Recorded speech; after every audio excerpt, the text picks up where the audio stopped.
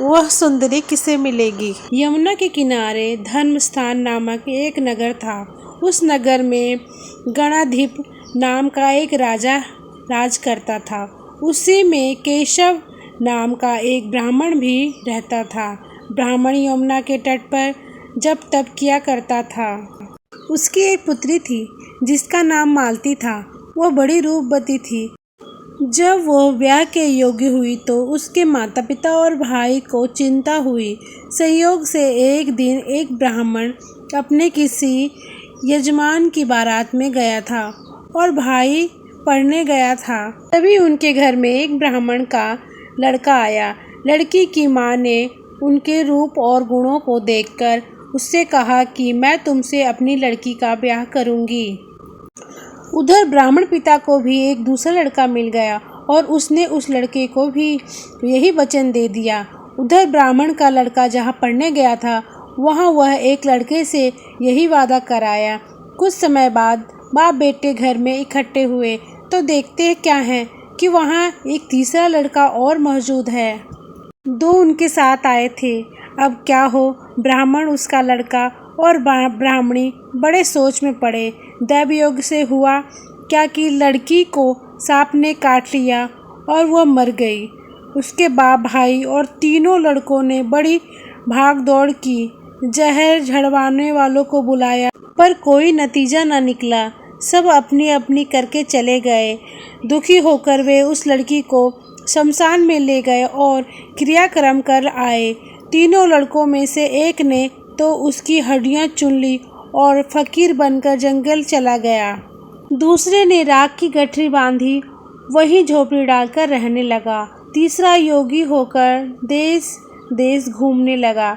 एक दिन की बात है, वो तीसरा लड़का घूमते घूमाते किसी नगर में पहुंचा और एक ब्राह्मण के घर भोजन करने बैठा। उस ब्राह्मण का बेटा राजा के यहाँ सैनिक था। भोजन के दौरान ही कुछ सैनिक ब्राह्मण के बेटे की शव लेकर आए और वे सभी घटना ब्राह्मण को बता दी, जिसके कारण उसका बेटा मरा था। ब्राह्मणी रोने लगी। वह योगी भी भोजन छोड़कर खड़ा हुआ। ब्राह्मणी का विलाप उसके पति से नहीं देखा गया। ब्राह्मण के पास उसके पूर्वजों की दी हुई संजीवनी विद्या पोथी थी। ब्राह्मण ने संजीवनी विद्या की पोथी लाकर जैसे ही एक मंत्र पढ़ा, उसका मरा हुआ लड़का फिर से जीवित हो गया। यह देखकर ये योगी सोचने लगा, अगर यह पोथी मेरे हाथ पड़ जाए तो मैं भी उस लड़की को फिर से जिला सकता हूँ। इसके बाद उसने भोजन किया और वहीं ठहर गया। जब रात को सब खा पी कर सो गए तो वह योगी चुपचाप वह पोथी लेकर चल दिया। जिस स्थान पर उस लड़की को जलाया गया था, वहां जाकर उसने देखा कि दूसरे लड़के वहां बैठे बातें कर रहे थे। इस लड़की के यह कहने पर कि उसे संजीवनी विद्या की पोथी मिल गई है और वह मंत्र पढ़कर लड़की को जिला सकता है, उन दोनों ने हड्डियां और राख निकाली। ब्राह्मण ने जैसे ही मंत्र पढ़ा, वो लड़की जी उठी। अब तीनों उसके पीछे आपस में लड़ने लगे। इतना कहकर बैताल बोला, हे राजन विक्रम, बताओ कि वो लड़की किसकी स्त्री होनी चाहिए। राजा विक्रम ने जवाब दिया, जो वहाँ कुटिया बनाकर रहा उसकी। बैताल ने पूछा, क्यों?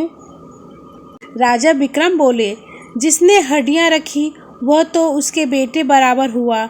जिसने विद्या सीखकर जीवन दान दिया वह बाप के बराबर हुआ। जो राख लेकर रमा रहा वही उसकी हकदार है। विक्रम का यह जवाब सुनकर बैताल ने कहा, तुमने बहुत अच्छा गणित किया, परंतु अपनी शर्त भूल गए। और फिर बैताल पीपल के पेड़ पर जा लटका। विक्रम को फिर लौटना पड़ा। तो फ्रेंड, आपको ये कहानी अच्छी लगी हो तो प्लीज़ लाइक करें और मेरे चैनल को सब्सक्राइब कर लें। इस तरह की कहानी